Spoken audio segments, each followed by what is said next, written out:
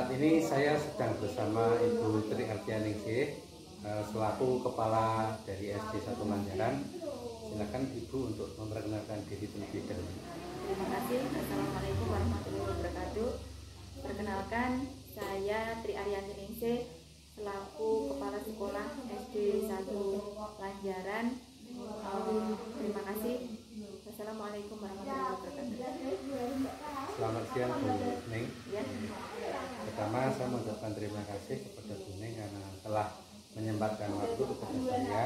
Yang kedua, maksud dari kegiatan kita hari ini adalah pertama sebagai calon guru penggerak, salah satu tugas barunya yaitu dalam melaksanakan modul 3.1 yang saat ini sedang saya pelajari untuk mendapatkan wawasan dari praktek pengambilan keputusan yang terhadap suatu masalah atau kasus dilema, etika atau kebutuhan moral. Kemudian selanjutnya semoga nanti kegiatan wawancara kita hari ini dapat berjalan dengan lancar. Ya. Oke, Bu Ning. Saya ingin bertanya beberapa hal, Bu Ning. Ya. Pertama, selama Bu Ning menjadi kepala sekolah di SD 1 Lanjaran, apakah Bu Ning pernah mengalami suatu permasalahan yang hubungannya baik dengan murid atau dengan rekan guru atau orang tua barangkali? Kalau bisa mungkin diceritakan kasusnya apa gitu. Terima kasih Pak Ivan. Semoga dalam tugas modul 3.1 berjalan lancar. Terima kasih kepercayaannya. Di sini saya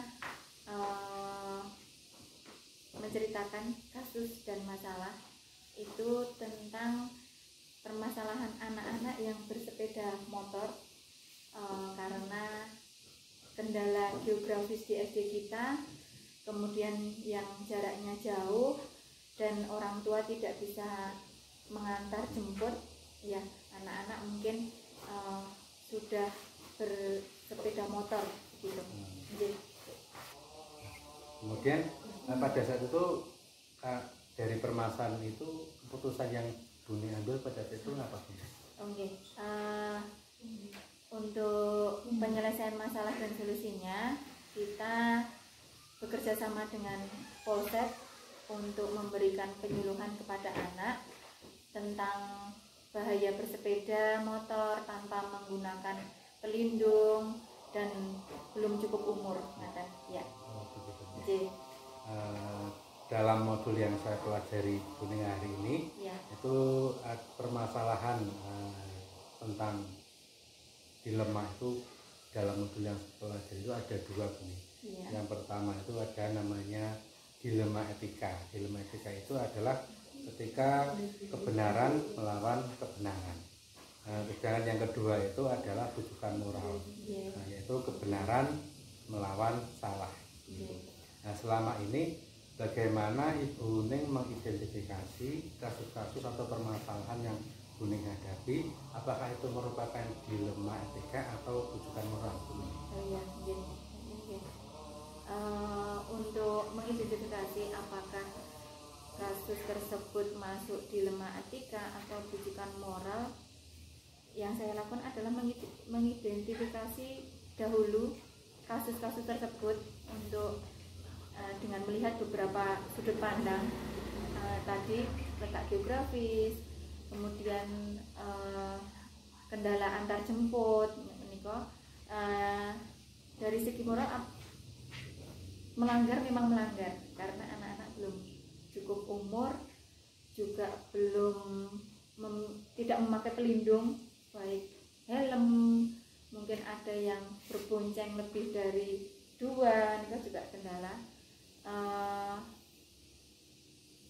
Namun untuk pelanggar termasuk dilema etika, ya dilema etika. Mungkin rujukan moral juga sudah melanggar hukum juga, untuk itu beberapa benturan dan pertentangan. Kemudian untuk kasus-kasus di mana ada dua kepentingan yang sama-sama benar melawan benar gitu ya, yang mengandung nilai kebajikan, itu yang Buning lakukan untuk mengambil keputusan itu biasanya bagaimana Buning? Dalam mengambil keputusan yang mengandung kedua kepentingan yang sama benar, mengandung nilai kebajikan itu memang tidak mudah dan harus dipikirkan dengan matang-matang terlebih dahulu, dengan etikat ya, dengan banyak pihak memang. Biasanya sebelum mengambil keputusan saya meminta saran dan masukan dari beberapa pihak yang terlibat dalam menimbang secara matang mana yang benar dan keputusan yang menguntungkan dari banyak pihak dan tidak mengandung resiko banyak kepada anak. Niko tidak ada ruginya meminta masukan dari beberapa pihak. Nah, kemudian barangkali ada langkah-langkah atau prosedur khusus dari Buning yang bisa dilakukan selama ini untuk menyelesaikan kasus-kasus yang dilema-dilema seperti itu Buning. Iya, siap. Untuk menyelesaikan masalahnya, dilema seperti itu biasanya melakukan beberapa hal nih Pak.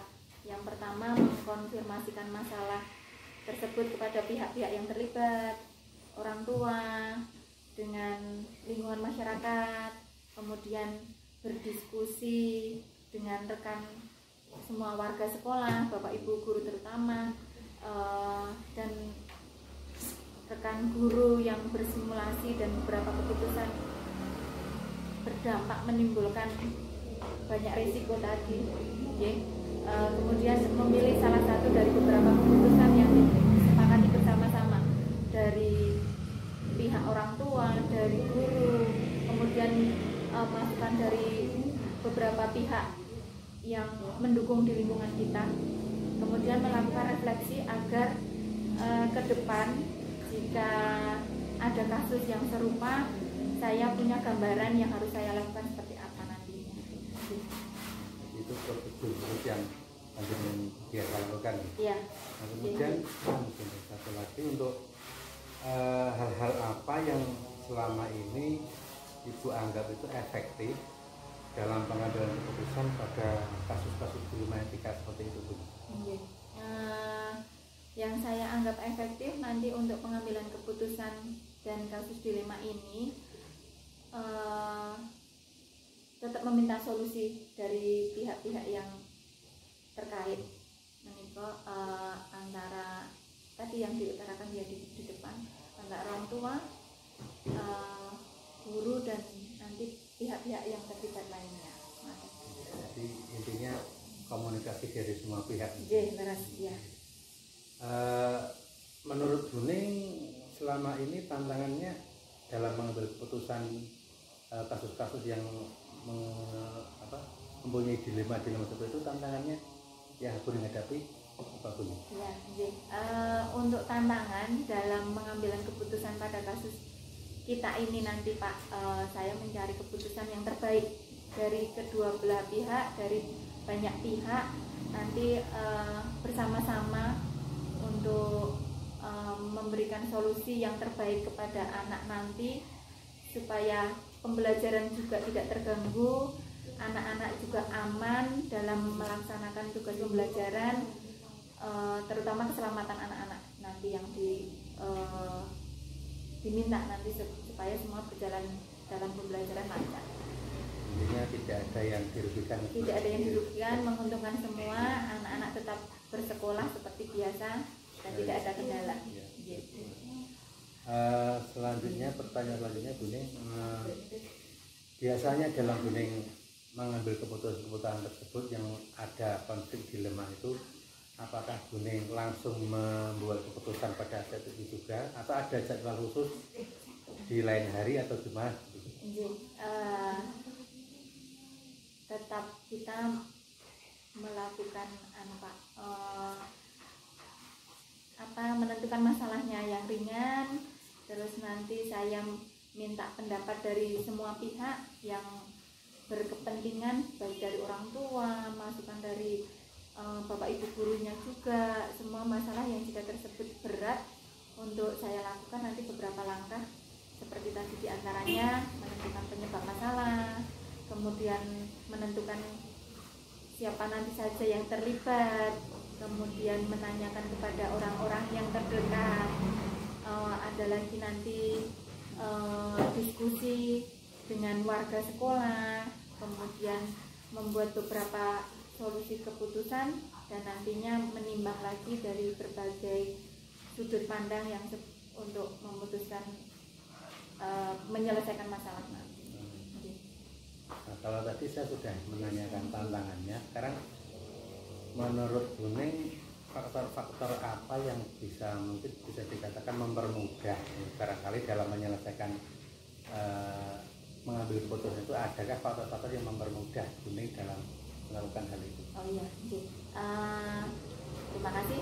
Tetap kita berkomunikasi tadi, menjalani pendekatan dengan personel dari orang yang kendala-kendala dari keluarga, mungkin apa-apa tetap ada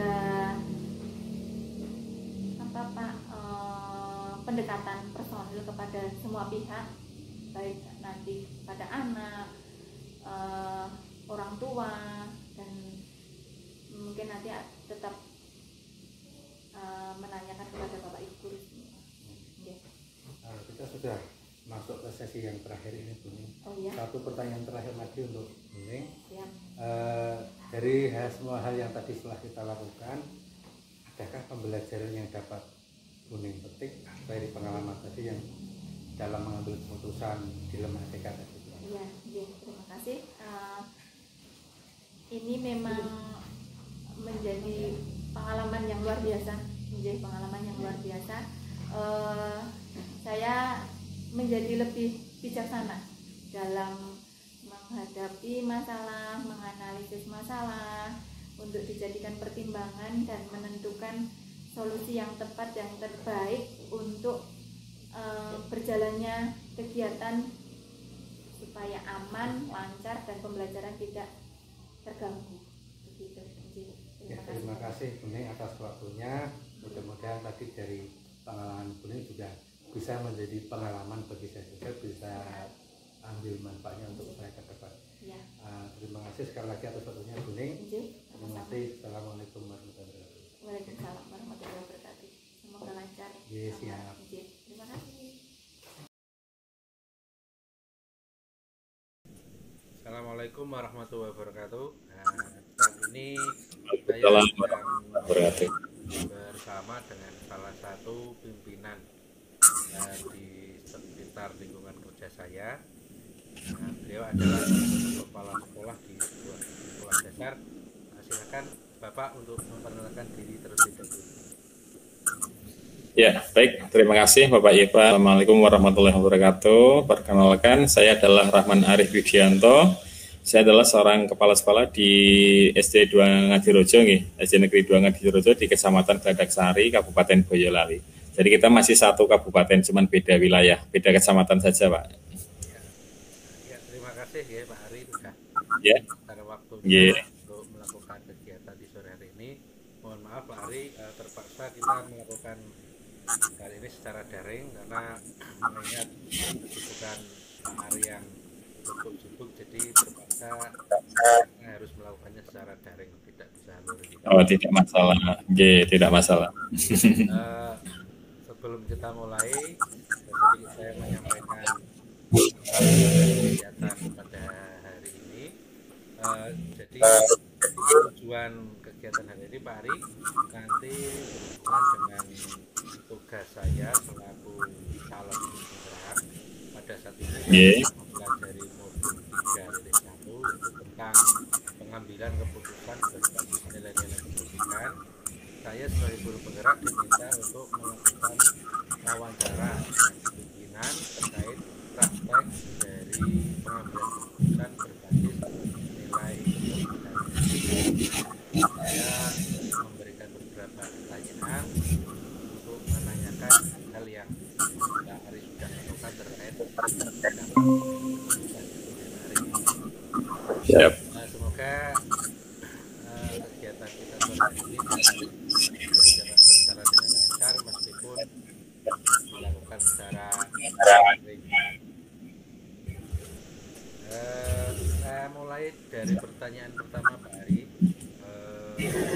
setelah Pak Ari menjadi kepala sekolah, pernahkah Bapak menghadapi sebuah permasalahan hubungannya dengan mungkin dengan murid, dengan siswa atau dengan wali murid barangkali begitu Pak Ari? Apakah Bapak Ari pernah Pak Ari? Oh iya, kalau permasalahan otomatis selalu ada ya. Dalam sebuah sekolah tidak mungkin tidak ada sebuah permasalahan. Akan tetapi permasalahan yang dihadapi itu kan beragam, dari yang ringan sampai yang menurut beberapa orang itu berat. Tetapi pada dasarnya itu tidak ada masalah yang berat, apalagi kalau di tingkat sekolah dasar. Karena di sekolah dasar kan kita tahu sendiri bahwa dari basicnya saja anak-anak itu tidak ada yang berbuat lebih dari tingkah laku dari anak-anak. Kecuali kalau kita berada di lingkungan yang sekolah lanjutan seperti SMP, SMA atau SMK, itu biasanya agak sudah menjurus ke masalah kriminal dan sebagainya. Kalau di anak-anak itu ya paling ya standar seperti itu. Gitu. Kalau masalah ini Bapak Ivan maunya masalahnya seperti apa ya yang ingin dijabarkan? Ya, mungkin Pak Ari bisa menceritakan salah satu permasalahan yang pernah Pak Ari alami yang mungkin menimbulkan dampak yang cukup luas terkait kegiatan di sekolahan, yang menimbulkan ada dua kebenaran yang saling bertentangan itu Pak Ari. Oh gitu. Ya.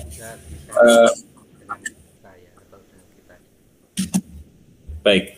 Kalau kita bicara tentang masalah yang menimbulkan suatu kebingungan ya atau suatu perdebatan itu selalu ada. Contohnya kemarin itu ketika kami melaksanakan study tour ya atau outing class.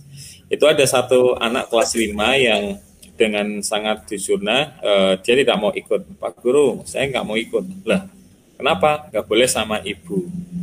Kenapa? Ya pokoknya nggak boleh seperti itu. Akhirnya dia sampai waktu yang ditentukan itu dia nggak bisa memenuhi itu administrasi atau pembayarannya itu dia tidak bisa memenuhi atau tidak bayar lah, secara gamblang itu dia tidak bayar untuk kegiatan outing class. Lalu kita kan, loh ini kan kasihan ya, hanya satu anak di antara satu kelas, dengan satu kelasnya itu ada 27 anak. Nah itu kan sangat disayangkan, masa ada kesempatan seperti ini dia tidak bisa mengikuti lah. Oleh karena itu kami mencoba untuk menyelesaikannya, tetapi ya menimbulkan perdebatan seperti itu. Anak itu apakah kita ikutkan saja atau ya wis biarkan saja, dia nggak bayar kok, seperti itu. Seperti itu Pak Ivan. Sepertinya menarik ini permasalahan yang di. Iya. Pada saat itu Pak Ari, akhirnya Pak Ari mengambil keputusan bagaimana untuk anak tersebut?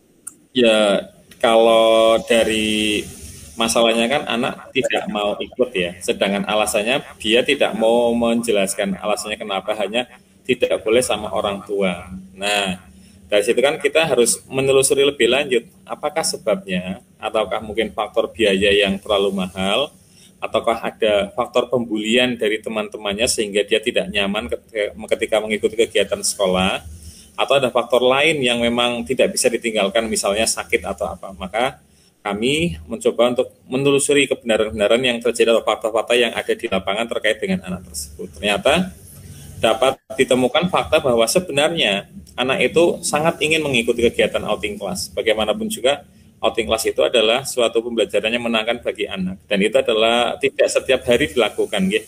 Apalagi dengan outing class yang jaraknya lumayan jauh. Kalau cuma sekedar pembelajaran di luar kelas kami sering melaksanakan, tetapi kalau outing class yang agak jauh, naik kendaraan bermotor, misalnya nyewa bis, kemudian beramai-ramai satu sekolah, itu kan sangat jarang dilaksanakan.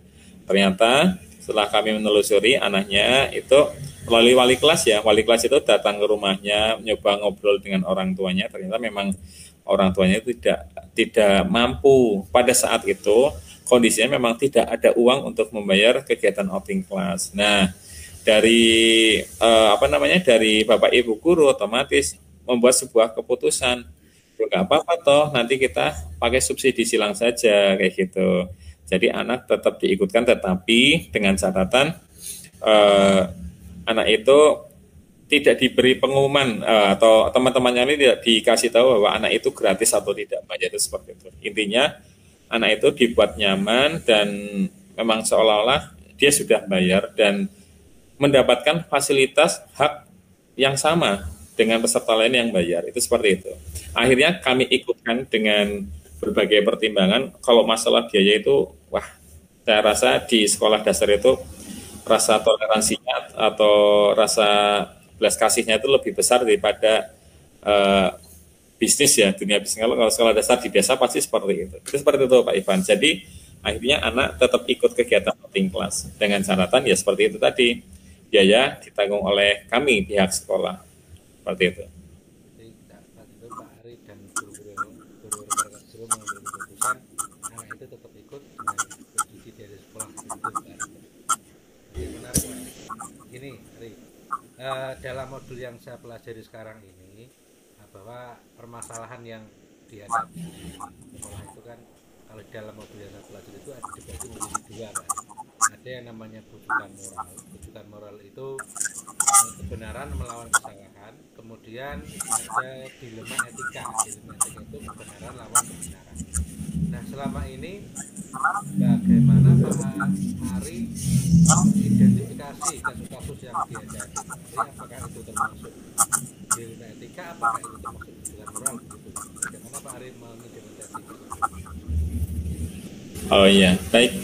Kalau berdasarkan pengalaman yang terjadi terupdate yang tadi ya, tadi anak yang tidak ikut outing kelas itu, kami melaksanakan dengan investigasi, tapi internal ya, tertutup, artinya tidak dilakukan secara terbuka dengan melibatkan banyak anak, tetapi kita datangi langsung dengan orang yang berhubungan dengan masalah tersebut, lalu dapat ditarik kesimpulan bahwa anak itu tidak melakukan kesalahan sehingga tidak ada alasan untuk tidak ikut. Gitu. Jadi memang hal yang benar, orang tua tidak punya uang, kemudian nggak mampu membayar, anaknya pun memahami sehingga dia dengan ikhlas tidak ikut, itu bukan hal yang salah.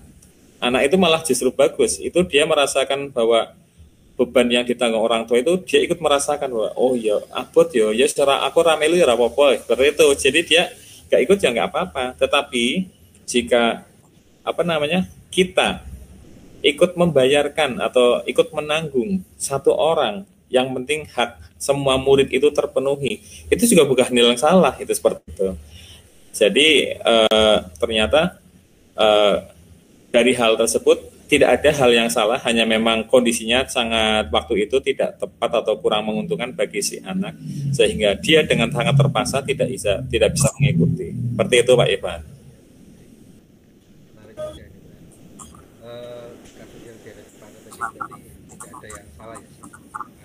Tidak ada yang salah. Mungkin barangkali ada langkah-langkah atau prosedur khusus bagi Pak Ari ketika Pak Ari mengalami atau menghadapi kasus-kasus dilema etika seperti tadi. Mungkin ada langkah atau prosedur khusus yang selalu Pak Ari terapkan. Barangkali ada Pak Ari. Apakah ada?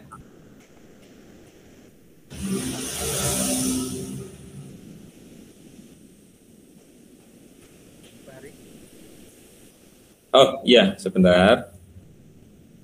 Mohon maaf, ini ada WA yang masuk, ini agak urgent. Pertanyaan tadi pertanyaan saya ulang atau sudah bisa ditangkap yang tadi? Oh, bisa ditangkap. Oh, ya. Iya. Sudah bisa ditangkap. Jadi ketika Pak Ari menghadapi sebuah kasus-kasus yang menimbulkan dua pertentangan tadi, sama-sama benar, barangkali Pak Ari punya langkah atau prosedur khusus yang dijalankan untuk menghadapi kasus semacam itu. Mungkin bisa di-sharing. Baik, seperti yang tadi saya, mohon maaf ya, ini tadi ada telepon yang masuk, WA yang masuk dan agak membutuhkan jawaban segera, jadi tertunda jawabannya. Baik, yang pertama itu seperti yang tadi saya utarakan dalam melakukan investigasi ya, melakukan investigasi atau mengumpulkan fakta-fakta yang ada.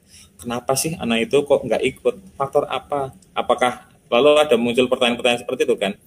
apa gara-gara teman-temannya membuli, nggak tidak nyaman, lalu kita mengumpulkan fakta-fakta tersebut, siapa saja yang terlibat dalam masalah tersebut, nah kan, terkait dengan biaya otomatis dengan orang tua. Jadi yang pertama mengumpulkan fakta-fakta melalui investigasi tertutup ya. Jadi jangan, karena itu kasihan nanti kalau kita beri pertanyaan terbuka di depan kelas, kamu nggak ikut kenapa? Orang di duit ya, itu kasihan, nanti akan berakibat pada psikisnya anak. Jadi ketika dia, Pak Guru saya nggak ikut, maka kita berikan jawaban yang membuat dia nyaman. Oh iya nggak apa-apa. Baru setelah anak-anak sudah pergi, kita tanya dengan baik-baik, dengan nada yang lebih lembut lagi. Nah, dari situlah fakta-fakta itu terkumpul. Lalu siapa aja yang terlibat? Otomatis di situ kan ada orang tua yang terlibat kan, ada guru sebagai penyelenggara, ada teman-teman sekolahnya yang bisa mendukung mental dia, kemudian ada orang tua yang menyandang dana juga sebagai faktor utamanya, dan anak tersebut ya. Kemudian kita setelah itu kan ketemu faktanya, ternyata nggak ada yang salah dalam kondisinya dia. Ya, seperti yang saya katakan tadi, tidak ada yang salah, hanya memang situasinya belum tepat untuk melaksanakan. Nah, baru kita carikan solusinya seperti itu. Setelah menganalisis fakta-faktanya, kemudian siapa saja yang terlibat, ternyata nggak ada yang salah, nggak ada kesalahan yang dibuat secara fatal, hanya saja memang kondisi yang tidak memungkinkan, lalu solusinya apa agar anak itu mendapatkan haknya, itu seperti itu.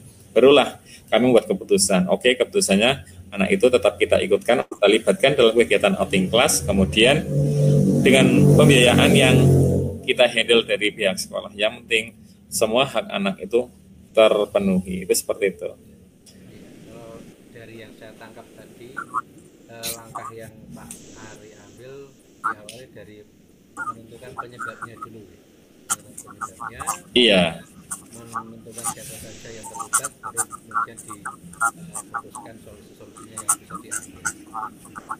Iya betul sekali. Oke, dari tadi yang Pak Ari ceritakan, mungkin apakah ada beberapa hal atau faktor-faktor apa yang menurut Pak Ari bisa menjadikan sesuatu mengambil keputusan itu jadi lebih efektif?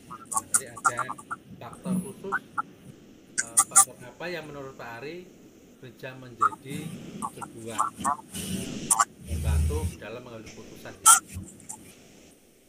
Oh iya, baik.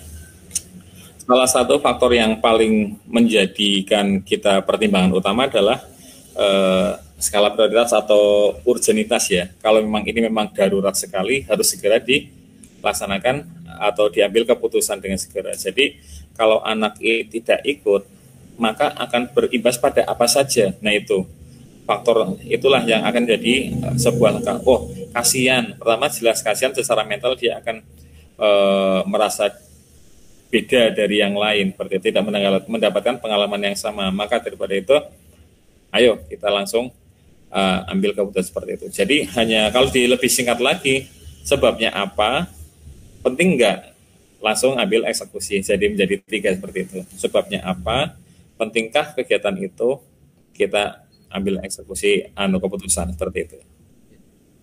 Oke Pak Ari, kalau tantangannya barangkali ada yang membuat Pak Ari merasa pasti pasti dalam sebuah keputusan itu pasti ada tantangan, terutama kalau sampai solusi itu bocor ya. Solusi itu bocor kepada pihak-pihak yang notabene dapat menimbulkan kegaduhan. Misal ini, itu nanti Pak Guru anak itu Pak Guru bayarin, seperti itu. Nanti kamu saya bayarin ya nak, yang penting kamu ikut ya.